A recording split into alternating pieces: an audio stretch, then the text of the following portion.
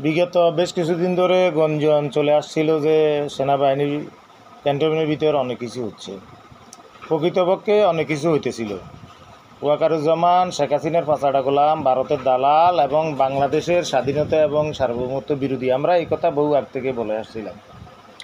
তো দেশের 12 নম্বর কর্মচারী হয়ে দেশের সরকার প্রধানকে ক্যান্টনমেন্টে ডেকে নিয়ে ঠেট দিয়ে 22টা কর্মসূচি, 1 জানুয়ারিতে নতুন সরকারের শপথ, এই বিভিন্ন বিষয়ে থ্রেট দেওয়া হয়েছে।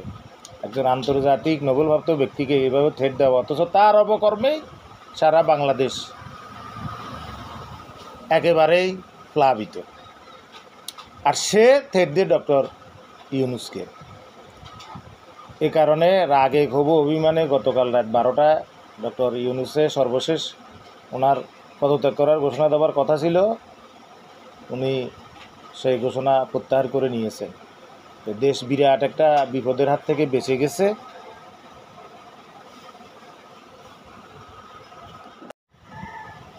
সমন্বয়ক এবং উপদেষ্টা এবং আইনজীবীর অনুরোধে উনি ওনার পদত্যাগের সিদ্ধান্ত প্রত্যাহার করে নিয়েছেন। তো জাতি বিরাট একটা ক্ষয়ক্ষতি মহাবিপদের হাত থেকে বাঁচল। এই যে সমস্যা, এটা একদিনই সৃষ্টি হয়নি। সমস্যাগুলো হলো, অন্তর্বর্তী সরকার যেহেতু বিপ্লবী সরকার গঠন করতে পারেনি, তাই প্রয়োজন ছিল সংস্কার, একেবারে বড় আকারে সংস্কার যেগুলো সেগুলো প্রস্তাবিত থেকে যেত। কিন্তু পরিবারতান্ত্রিক যে সমস্ত রাজনৈতিক দল আছে, যেমন ফিরতন্ত্রভিত্তিক পরিবারতন্ত্র, জাকের পার্টি এবং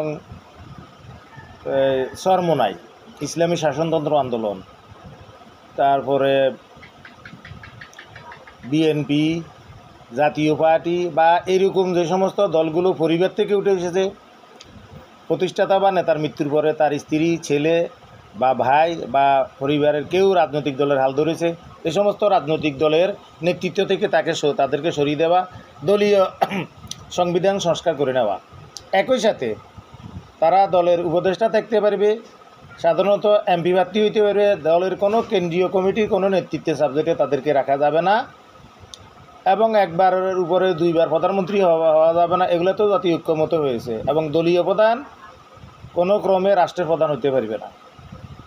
এই সমস্ত সংস্কারগুলো করে দ্রুত নির্বাচনের ব্যবস্থা করা উচিত ছিল। কারণ ওয়াকারুজ্জামান তো প্রথম অবস্থাতে বলেছিল 18 মাসের ভিতরে তিনি ইউনূস সরকারের পাশে থাকবেন। এসব বিষয়গুলো চিন্তাভাবনা করা ছিল, ওনার মাথা ছিল, তা উনি পারেননি। এই দুর্বলতা কিন্তু ওনার নিজেরও বটে। একই সাথে যে সমস্ত দলগুলো অকারণে, আমরা বারবার বলে আসছিলাম যেন তেন বিষয় নিয়ে রাস্তায় উঠবে না, তারা রাস্তায় উঠে বিভিন্ন দাবি দেওয়া শুরু করে দিয়েছে। টুটাবাটা সাধারণ বিষয়, বড় আকারের রাজনৈতিক, অর্থনৈতিক এবং দেশপ্রেমের যে ত্যাগ স্বীকার করা দরকার, সেগুলো বাদ দিয়ে সাধারণ টুটাফাটা সিটি কর্পোরেশনের মেয়র ও সেই নানা অজুহাতে হুমকি ধমকি, যমুনা ঘেরাও, নানা কর্ম রাস্তায় নেমে আন্দোলন সংগ্রাম তারা করতে চাচ্ছিল সরকারের সহযোগিতা না করে। একই সাথে বিভিন্ন বিশ্ববিদ্যালয়গুলা অবি কবি নষ্ট ফষ্ট আলটু ফালটু যারা, এরাও বিভিন্ন রকমের কত রকমের আন্দোলন সংগ্রাম বিভিন্ন বিষয় নিয়ে তারা রাস্তায় নেমেছে সরকারকে বেকায়দায় ফেলার যুদ্ধ। বারবার বলার পরেও তারা এগুলো করে না। অথচ তারা অপেক্ষা করা ছিল যে এতদিন পর্যন্ত দীর্ঘদিনে যে সমস্যাগুলো, এগুলো অন্তর্বর্তী সরকারের গায়ের উপরে ছাপিয়ে তারা রাষ্ট্রকে কন্ট্রোল করে নিবে না। তাদের এই সমস্যা তারা চাইছে গ্যাডা কলের ভিতরে আটকাইয়ে এই সরকার থেকে সব, এরা দুর্বল সরকার, এদের থেকে আদায় করে নিতে হবে। যাক, সেই সম্পর্ক কথা সরকারও পরিচালনার ক্ষেত্রে বলা যায় কাঁচা খেলোয়াড়, মাঠের অবস্থা বুঝে না, খেলার মান ধরন বুঝে না। এজন্য তারা বিভিন্ন সমস্যা করেছে। ফাঁকাভোক্তভাবে এই সমস্ত বিষয়গুলো কড়াভাবে দরকার ছিল। আওয়ামী লীগকে প্রথমে নিষিদ্ধ করা উচিত ছিল, চুপ্পুকে অপসারণ করা উচিত ছিল।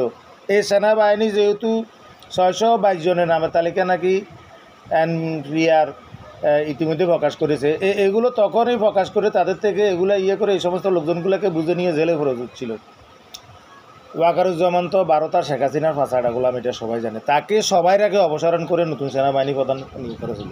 ওই যে সাপ মেরে ফেলা হয়েছে, বিভিন্নগুলো জায়গায় লেজগুলো রেখে দেওয়া হয়েছে। আর স্বার্থ আসলে রাজনৈতিক দল যেটা, সেটা হলো ওই যে দ্বিতীয় যে টিম ফ্যাসিবাদ একটা দল গেছে, আরেকটা দলের যে টিম বাংলাদেশে রয়ে গেছে তারা লেজ লাগতেছে। এই লেজ লাড়ালাড়ি যদি বন্ধ না করতে পারে তাহলে দেশের জন্য অমঙ্গল। এরা লেজ ছাড়া শুরু করে দিয়েছে, সরকার থেকে অনেক কিছু জোর করে আদায় করে নেওয়ার চেষ্টা করেছে, যার ফল হচ্ছে ডক্টর ইউনূস গোসা হয়েছেন, রাগ করেছেন, রাগ অভিমানে অভিমানে অনেক কিছু বলে ফেলেছেন।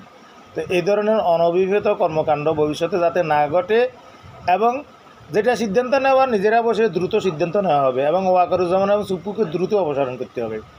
আর এদেরকে কথা বলতে দেওয়া যাবে না, প্রয়োজনে ওদেরকে যেভাবে নিষিদ্ধ করে দিয়েছে এদেরকেও নিষিদ্ধ করে দেওয়া দরকার।